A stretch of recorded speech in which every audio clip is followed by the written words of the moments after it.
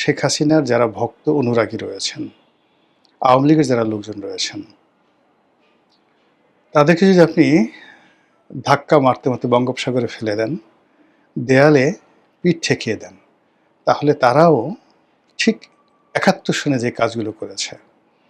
তারা ৭৬-৭৭ সনে যে কাজগুলো করেছে, ৮৩-৮৪ সনে যে কাজগুলো করেছে,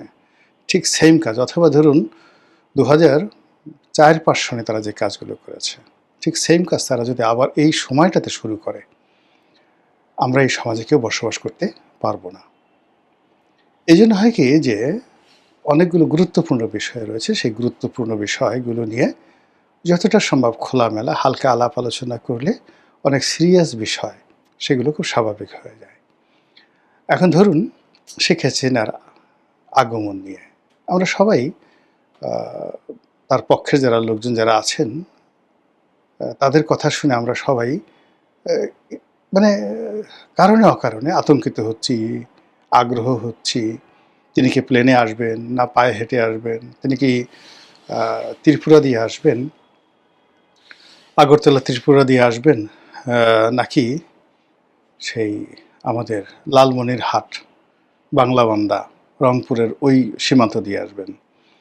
তিনি কি মুর্শিদাবাদ এই এলাকা হয়ে মুজিবনগর যে এলাকা আছে যেখানে বৈদ্যনাথতলাতে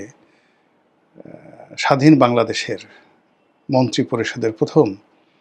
যে গার্ড অফ অনার হয়েছিল, মুজিবনগর সরকার গঠিত হয়েছিল,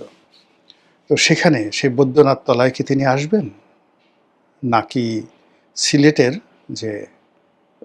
জৈন্তা পাহাড়ের কাছে যে একটা সীমান্ত রয়েছে সেখানে আসবেন, তিনি কি মণিপুর হয়ে বাংলাদেশে ঢুকবেন,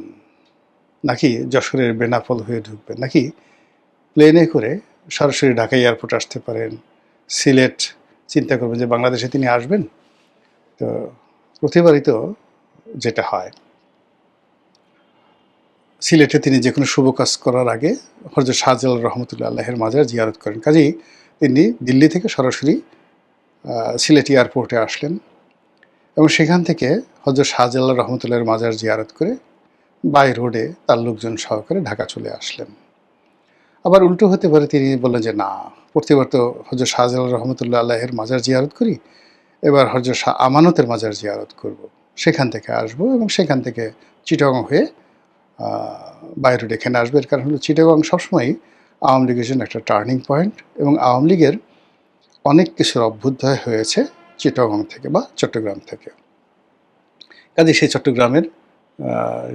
লালদিঘির ময়দান থেকেই তিনি সেই তার আগমন শুরু করবেন।